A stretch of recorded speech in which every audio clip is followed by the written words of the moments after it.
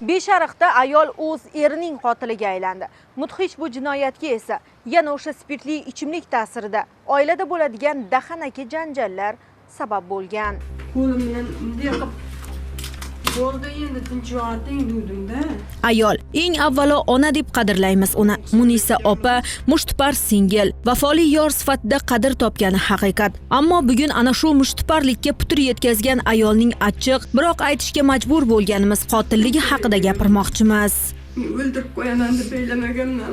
Beshariq tumanida istiqomat qiluvchi bu ayol ham oila atalgan muqaddas qo'rg'onga bir yostiqqa bosh qo'ygan turmush o'rtog'ining joniga qasd qilishdek maqsad bilan qadam qo'ymagan. Uzoq yillik turmush davomida 2 nafar farzandli bo'lgan oila yoshi 50 ga yaqinlashibdi. Darvozasi ortidagi og'riqlari o'zigagina ayon yillar davomidagi. Ammo nima bo'lgan taqdirda ham qilmishi og'ir, na qonun va na insoniylikda kechirilmaydi. U turmush o'rtog'ining qotili degan xunuk tamg'ani o'z qo'llari bilan peshonasiga yozdi. Qochib ketmasam uradi, turib. Qayerga qochdingiz? Og'ilga kirdim yana. Ma'lum bo'lishicha, bundan 9 yil avval oilaning kenja o'g'li vafot etgan. Ammo bolasining bevaqt o'limi ham otani to'g'ri yo'lga qaytarmabdi.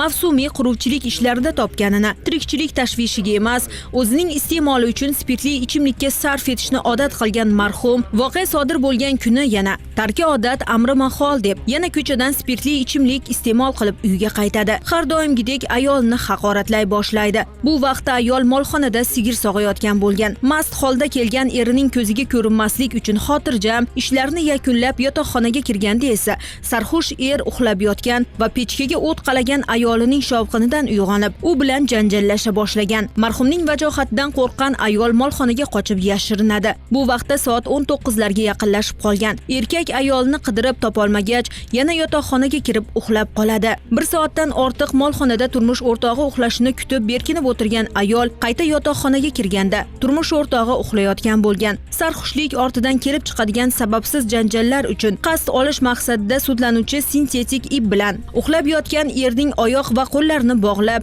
xonada bo'lgan g'o'la bilan uning bosh va tanasining boshqa sohalariga bir necha marta urib og'ir tan jarohati yetkazadi. Jabrlanuvchi spirtli ichimlik iste'mol qilgan holda yashash xonadoniga kelib, turmush o'rtog'ini tanasining turli joylariga tan jarohatlari yetkazadi.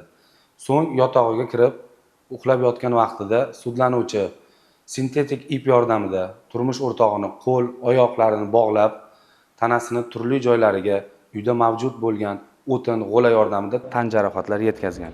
Bolalari onasining bu harakatidan g'azablangan er ayolni turli so'zlar bilan haqoratlashda davom etadi. Shunda ayol xonada bo'lgan mato bilan erining og'iz va burun sohasini berkitib, uni qasddan o'ldiradi. Jinoyat ishlari bo'yicha Beshariq tuman sudida qo'lini erining qoniga belagan ayolga nisbatan hukm o'qildi. Sudlanuvchiga O'zbekiston Respublikasi Jinoyat kodeksining 97-moddasi 2-qismi V bandida nazarda tutilgan jinoyatlar sodir etganligi uchun 10 yil muddatga ozodlikdan mahrum qilish tariqasida jazo tayinlandi. Oila shunchaki bir tom ostida yashashgina emas, o'zaro mehr-oqibat, hurmat, sadoqat maskani bo'lsagina unda halovat bo'ladi. Farzandlarga tarbiyada namuna bo'lish kerak bo'lgan, to'y qilib, nabiralar davrasida xotirjam yashaydigan yoshdagi odamlarning biri qotil, yana biri esa marhumga aylandi bugun. Aqlning nafs yoki jahlga boy berilishi mana shunday xunuk yakun topdi. Maqsadimiz kimningdir oilaviy og'riqlarini ko'z-ko'z qilish emas, ogohlik atrofida barchani birlashtirish xolos. Maftuna Mamasdikova, Abdulloh Rashidov, Ruxsor News informatsion dasturi uchun maxsus.